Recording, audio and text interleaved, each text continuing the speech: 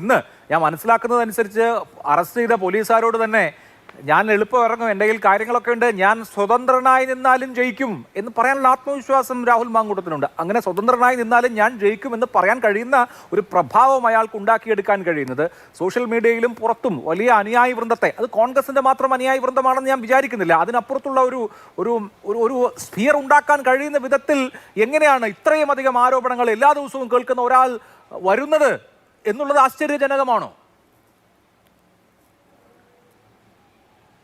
തീർച്ചയായിട്ടും അത് പ്രസക്തമായ ചോദ്യമാണ്. ഈ ചർച്ചയിൽ ഈ കോൺഗ്രസിന്റെ പ്രതിനിധിയായി ഈ കാര്യം ഉത്തരവാദിത്വം ഏറ്റെടുത്ത് വന്നിട്ടുള്ള മാന്യനൊഴികെ ബാക്കി രണ്ടാളുകളും പ്രസാധക രംഗത്ത് പ്രവർത്തിക്കുന്ന ശ്രീമതി ഷഹനാസ് കോൺഗ്രസ് ആഭിമുഖ്യമുള്ള കോൺഗ്രസ് അടിയുറച്ച കോൺഗ്രസ് തന്നെയാണ്. അതേപോലെ തന്നെ ബഹുമാനീയനായ മാധ്യമ പ്രവർത്തകൻ ശ്രീകുമാറും പലപ്പോഴും കോൺഗ്രസ് ആഭിമുഖ്യമുള്ള അദ്ദേഹത്തിന്റെ അഭിപ്രായഗതികൾ പല ചർച്ചകളിലും കേൾക്കാൻ സാധിച്ചിട്ടുണ്ട്. അതൊക്കെ ബഹുമാന പുരസ്സരം സ്വീകരിക്കേണ്ടതാണ്, എനിക്ക് വിയോജിപ്പുണ്ടെങ്കിൽ തർക്കമില്ല. പക്ഷെ ഇവർ രണ്ടുപേരും പറഞ്ഞ കാര്യങ്ങൾക്കകത്ത് പൊതുവായ ചില എലമെന്റുകളുണ്ട്.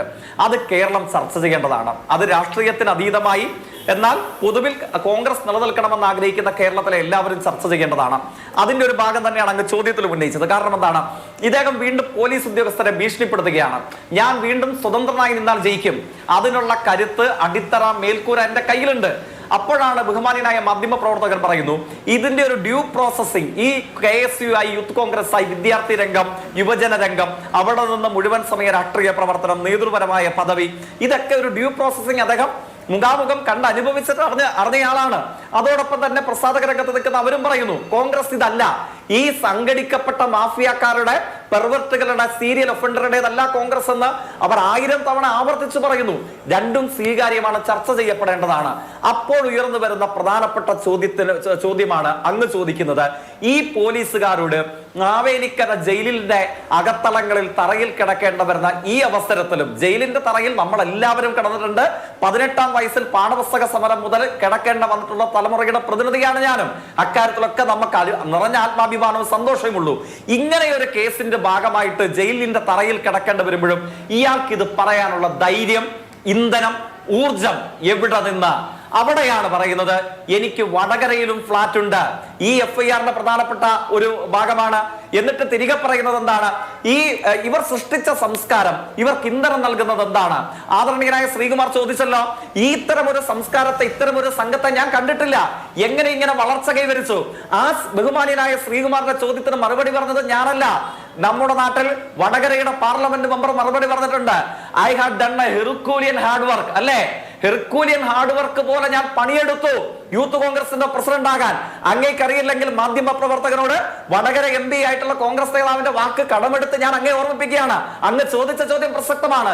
എവിടെ നിന്ന് പൊട്ടിമുളച്ച് ജനങ്ങൾക്കിടയിലെ ഏത് പർവ്വത സമാനമായ പ്രവർത്തന പദത്തിലൂടെയാണ് ഇദ്ദേഹം യുവജന രംഗത്ത് ചുവടുറപ്പിച്ചത് എന്ന് ചോദിച്ചാൽ അതിന് ഞാനല്ല, വടകരയുടെ ഇപ്പോഴത്തെ MP പറഞ്ഞിട്ടുണ്ട്, ഞാൻ കഷ്ടപ്പെട്ട I have done a herculean hard work to make him the president of Youth Congress. അങ്ങനെയാണ് അദ്ദേഹം പറഞ്ഞത്.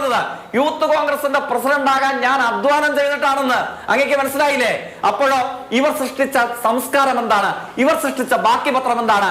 ആങ്കർ മനസ്സിലാക്കേണ്ടത്, ഇപ്പോഴും ന്യായീകരിക്കാൻ വന്ന യൂത്ത് കോൺഗ്രസ് നേതാവ് വയനാടിനെ മുൻനിർത്തി ഈ സർവൈവേഴ്സിനോട് പിരിച്ചു. എന്തൊരു അധമമായ കാര്യമാണ്! കേരളത്തിന്റെ ചരിത്രത്തിലെ മഹാവലിയ ദുരന്തത്തെ, പാവങ്ങളെ മുൻനിർത്തി ഈ സാധാരണക്കാർ, റേപ്പിസ്റ്റായ, സീരിയൽ ഒഫൻഡറായ ഈ സംഘത്തലവൻ വീണ്ടും ചൂരന്മലയിലെ പാവങ്ങളെ മുൻനിർത്തി പണം പിരിച്ച് അതിൽ നിന്ന് ലക്കി ഡ്രോ നടത്തി സമ്മാനം കൊടുത്തു. ഇവനൊക്കെ എവിടെ പോയി നിന്നിരിക്കുന്നു നമ്മൾ ചോദിക്കേണ്ടതില്ലേ? എന്നിട്ട് ഇവർ സൃഷ്ടിച്ച മാഫിയ സംസ്കാരം മാധ്യമ പ്രവർത്തകൻ ചൂണ്ടിക്കാണിച്ചു. എന്താണ്? ഞങ്ങളാരും ഇതുവരെ കരുണാകരനെ എടോ കർണാടക എന്ന് വിളിച്ചിട്ടില്ല, ഞങ്ങളാരും ബഹുമാനീയനായ ആന്റണിയെ എടോ ആന്റണി എന്ന് വിളിച്ചിട്ടില്ല.